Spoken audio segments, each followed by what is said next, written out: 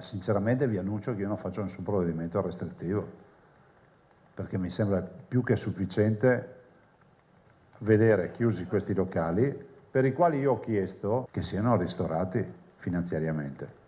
Cioè, sono delle attività produttive, anche se qualcuno pensa che siano qualcosa di infinitesimale, che soprattutto nella riviera adriatica da noi, nella costa romagnola da Bonaccini, pesano tanto anche a livello occupazionale. Siccome qualcuno vuol dipingere il Veneto come un lazzaretto, vorrei ricordare che la base è questa: 1 milione e quasi 400.000 tamponi, 1.200.000 test rapidi già fatti in Veneto.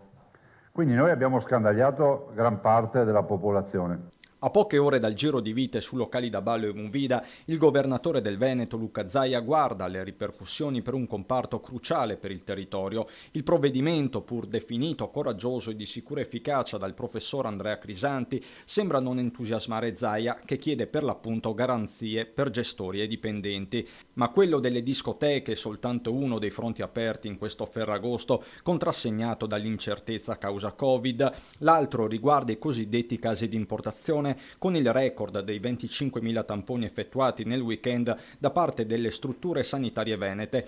14.000 hanno riguardato turisti di rientro dai paesi maggiormente a rischio, dalla Grecia alla Croazia. Tra questi solo 37 i soggetti positivi, ovvero il 2,6 per 1000. Un dato sotto controllo, ma non per questo si molla la presa. E a proposito di positività, continuano a prevalere gli asintomatici. Il numero di asintomatici che abbiamo è alto ed hanno una carica virale bassa, nel senso che noi abbiamo esempi di conviventi che non si infettano.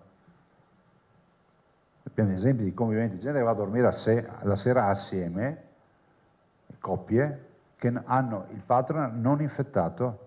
Uno dei due è positivo e l'altro non si infetta, ma anche gente su di età. Ma sul fronte sanitario preoccupa ed è oggetto di approfondite indagini la bambina di 5 anni positiva al Covid, attualmente ricoverata in terapia intensiva all'azienda ospedaliera di Padova. Difficile capire quanto il Covid stia incidendo su un quadro clinico grave. Io ho sentito 2 volte anche ieri il dottor Flor per questa bimba.